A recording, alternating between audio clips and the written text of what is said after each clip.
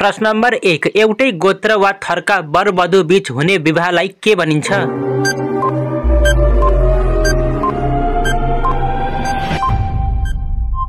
साथीहरुको सही उत्तर सगोत्र विवाह। प्रश्न नम्बर 2 गाई वस्तु बाँध्नका लागि ठोकिएको काठलाई के भनिन्छ?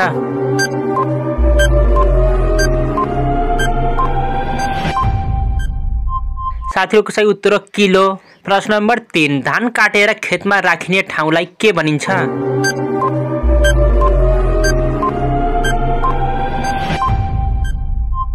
साथीहरुको सही उत्तर खलो। प्रश्न नम्बर 4 नेपालमा कति वर्ष माथिका व्यक्तिलाई ज्येष्ठ नागरिक भनिन्छ?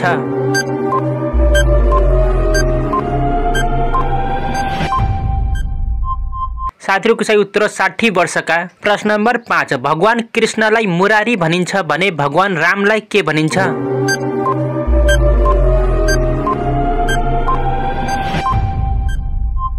साथीहरुको सही उत्तर धनुषधारी। प्रश्न नम्बर 6 विश्वको सबै ठाउँमा पाइने वनस्पति झार कुन हो?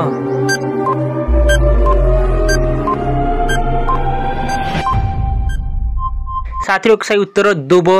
प्रश्न नम्बर 7 सिंह र बगिनीबाट जन्मेको बच्चालाई के भनिन्छ?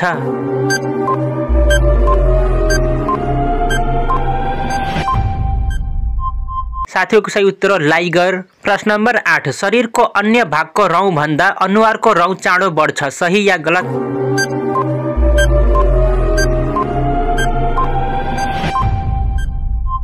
साथीहरुको सही उत्तर सही। प्रश्न नम्बर 9 मानिसको गर्भधारण अवधि कति दिनको हुन्छ?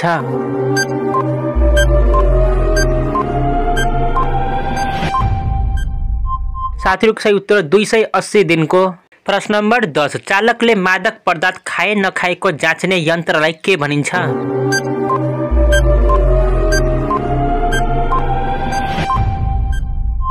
साथीहरुको सही उत्तर ब्रेथलाइजर। प्रश्न नम्बर 11 बाँदरले अभिनय गरेको पहिलो नेपाली चलचित्र कुन हो?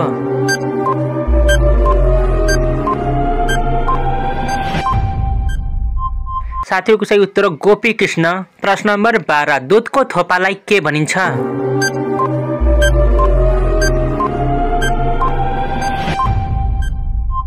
साथीहरुको सही उत्तर थोपा। प्रश्न नम्बर 13 सिद्ध गुफा नेपालको कुन जिल्लामा पर्दछ?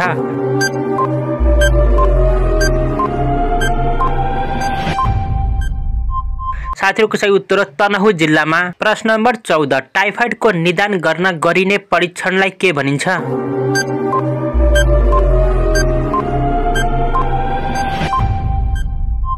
साथीहरुको सही उत्तर विडल टेस्ट। प्रश्न नम्बर 15 रोटी बेल्नको लागि प्रयोग गरिने सामानलाई के भनिन्छ?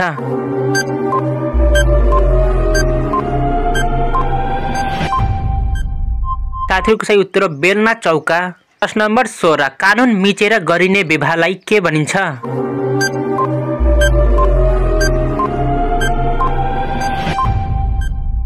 साथीहरुको सही उत्तर अवैध विवाह। प्रश्न नम्बर 17 कुखुराको बच्चालाई के भनिन्छ?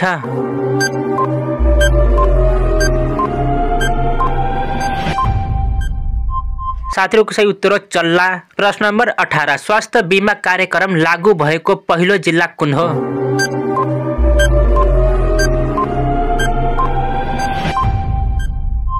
साथीहरुको सही उत्तर कैलाली।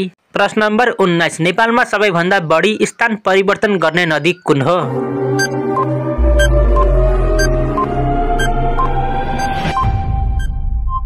साथीहरुको सही उत्तर कोशी नदी।